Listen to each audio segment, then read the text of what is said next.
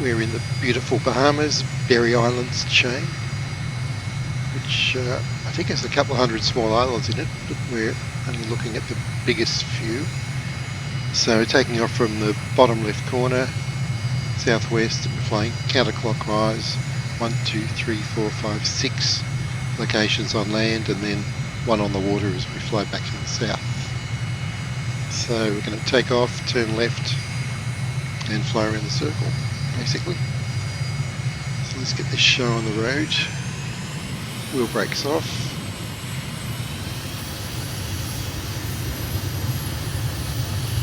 I'm just getting my rudders sorted out here. Okay, 80 knots, 90, 100, up we go. Bit of a tyre squeak there. Gear up, flaps are up, and wow, look at that water.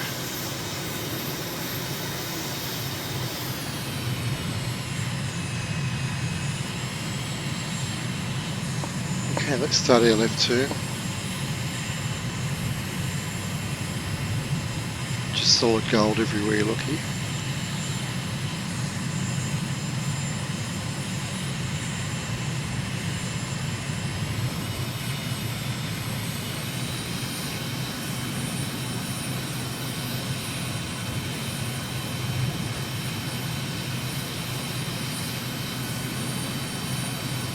Okay, now I'll go to the recon camera in a moment. Just get myself sorted out. That's it. Let's look at the front recon cam. Get a lovely unobstructed view there. So just climbing through 1,000 feet at the moment. And we're only a few miles to the first couple of waypoints. So the first one is Big Whale Key Airport. And it's coming up after this narrow strip of land. It's amongst the trees on the next piece of land. Still climbing, going through 1,200 feet. We'll get to 1,500 as usual. And we can just start to see the airport now. Pretty much fly straight over it. Going through 1,300 feet. There it is. So you can have a lot of fun with these airports, doing touch and goes. They're all pretty close. So even though it's 60 miles, it's not a short flight plan. It's got a lot of action in it. So let's follow the islands.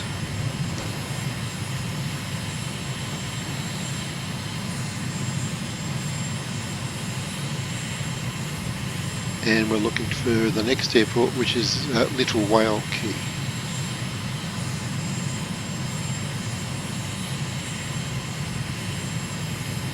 Which is we're just about on it actually.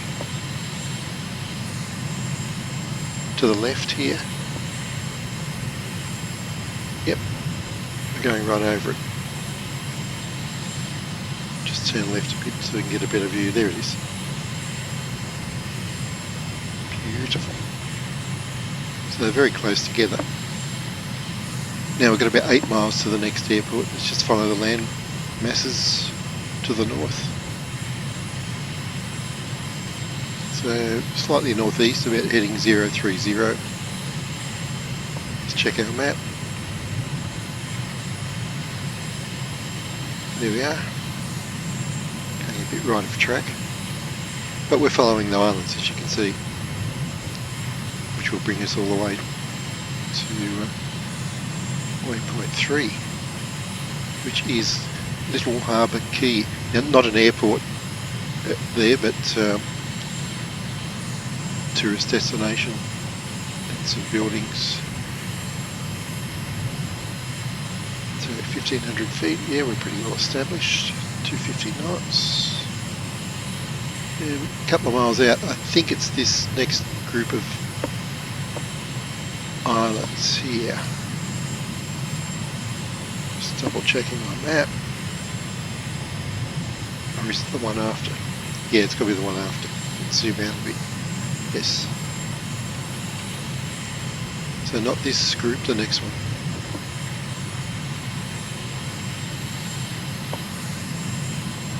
but there are people down there. There's a few buildings, boats.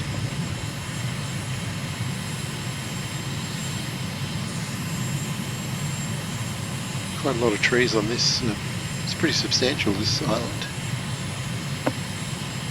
So in here is Little Harbour Key. And yeah, I can just see some buildings passing under us right now. We'll use the rear view camera as we go over.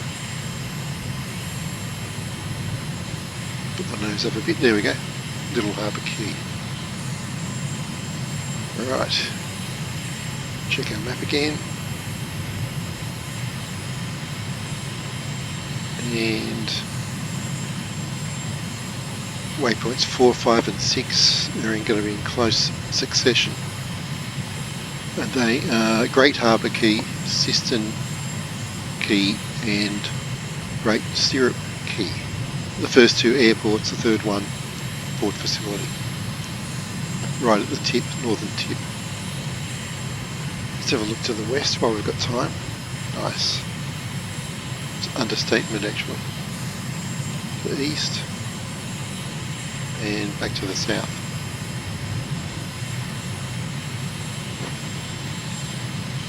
Check our map. Now, because I'm going pretty fast, 250 knots, but probably the more relaxed way to do this is in a nice slow aircraft with good visibility.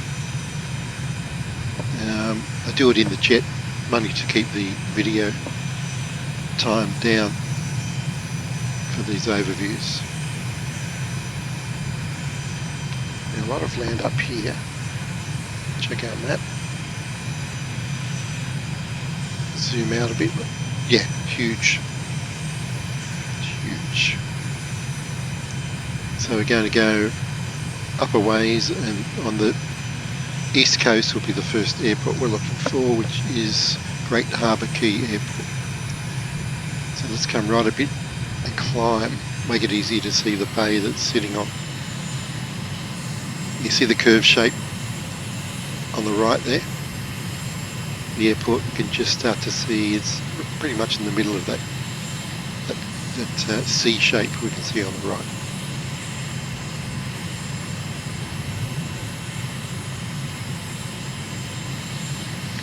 Now, of course, given the nature of this flight plan, you don't even have to spot the airports to stay on track. You just follow the island chain, as you can see, all the way from south up to north. Entirely optional whether you even care about the airport you're passing over. And here it is, as I said, pretty much at the middle of the C-shaped bay on the right there. So that's Great Harbour Key Airport.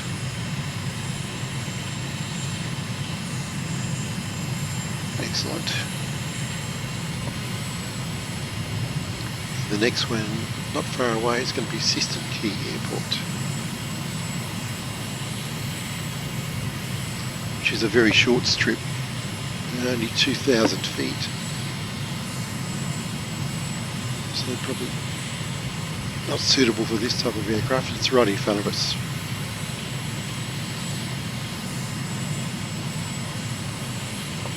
Quite a few, quite a lot of habitation on this island. A lot of buildings over there, back there. Here it is, very short strip. I don't think there's any facilities there either. But great for landing in a bush aircraft. It looks a bit rough, but you'd have to get down there and have a look. And coming up very quickly now, we can already see Great Stirrup Key and Coco Key. So Great Stirrup Key is right in front of us, the thin island with a bunch of buildings on it. And to the left is Coco Key.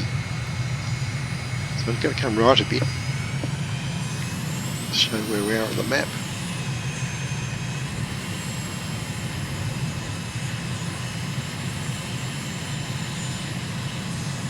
come along the northern side of the island.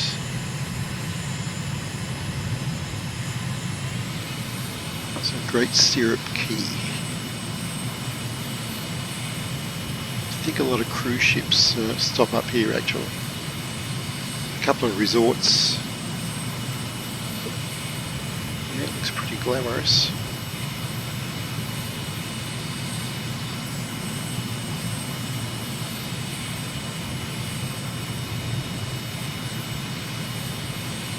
And Coco Key. In fact, what I might do is come back at about 500 feet. Look at that, looks beautiful. Around these last two waypoints before we head off to the south. So let's get back into the pilot seat. Yeah, lots of people there on the beach.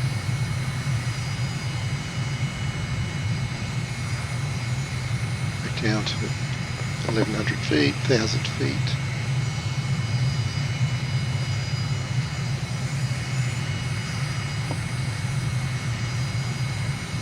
.500 feet, that's what I want. Let's do another circuit to see a bit more detail.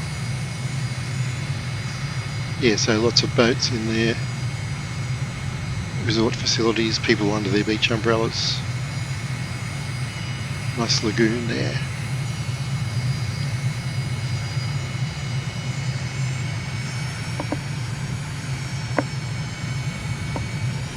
It's very inviting.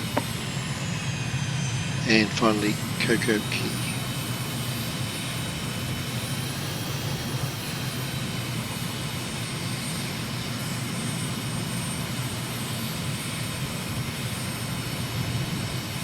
Great. Now basically we're at the end of the land masses here, the island, so we're pretty much heading south. So let's get that set up first. Okay, heading south now. Now we'll look at the map. Just fine tune a bit.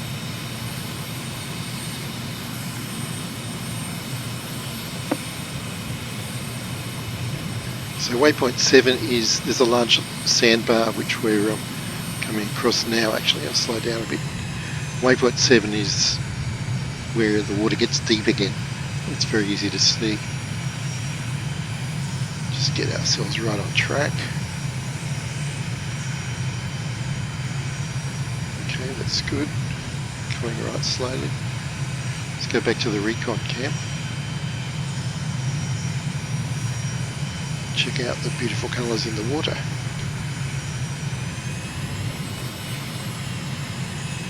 Quick glimpse back to the east. So we're very much inside of all the land as we go back down to our... So we can't get lost, just keep the islands on your left and you'll end up back where you started.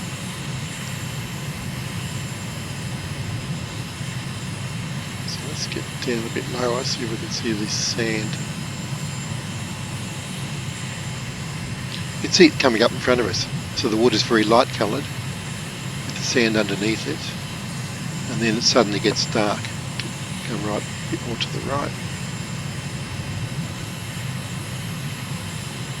and that's where the water gets deeper. So you can see the deep water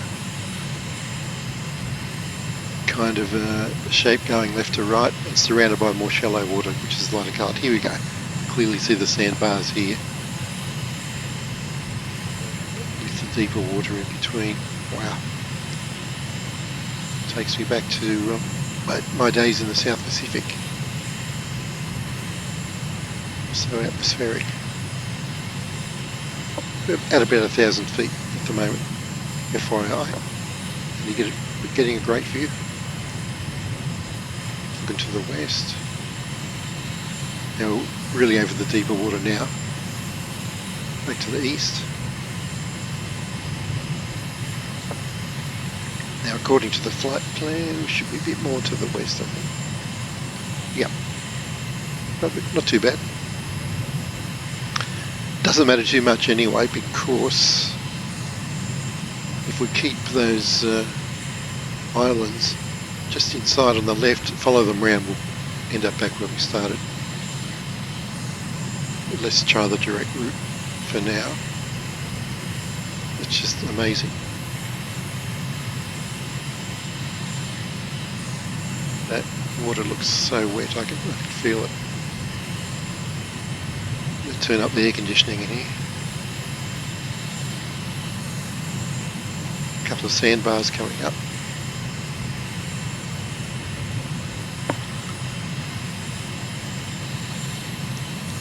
I'll come a bit more to the right, just to try to stay on track.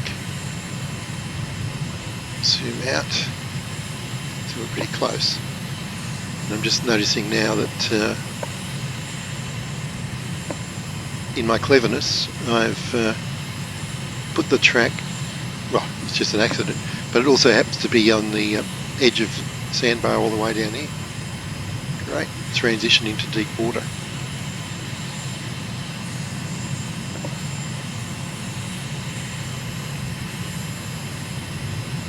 Don't get too clever. Don't get too clever, I say to myself. Look at that, beautiful, shallow water. And now we can see our destination coming out of the horizon. And we're at about 1,000 feet.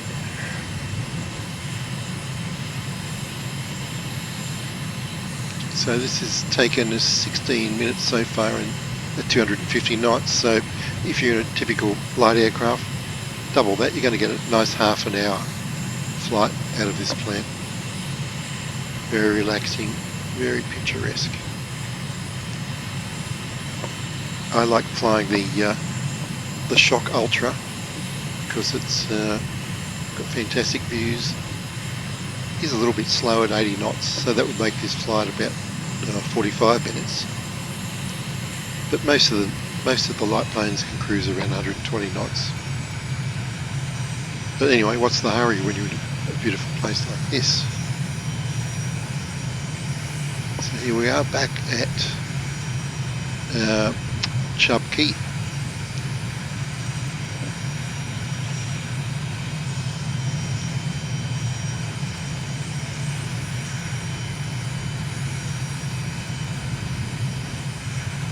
The airport's on the left, I believe. And yep, let's get back in. Let's get our head back in the game. Call it tower.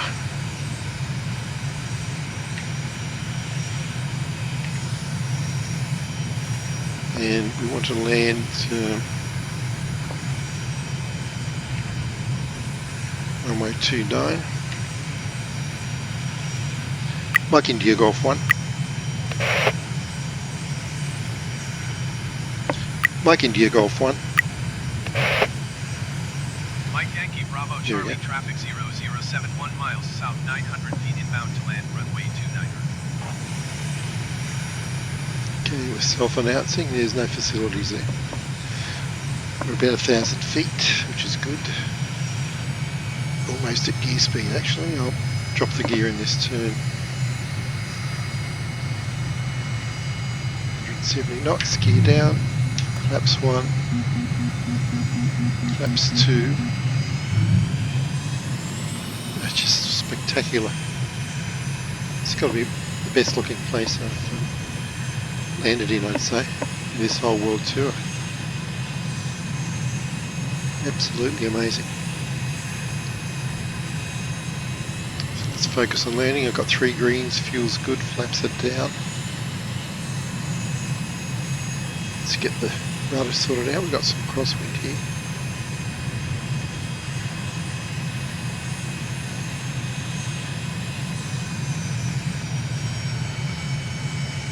Look at the waves. Wow.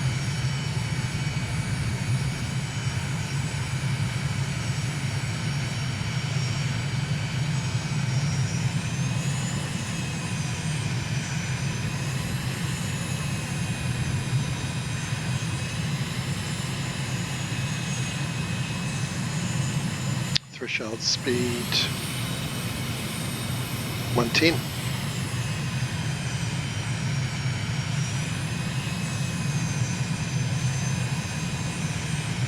touchdown at 96. Whew, nice. Okay, so 20 minutes total time takeoff to landing.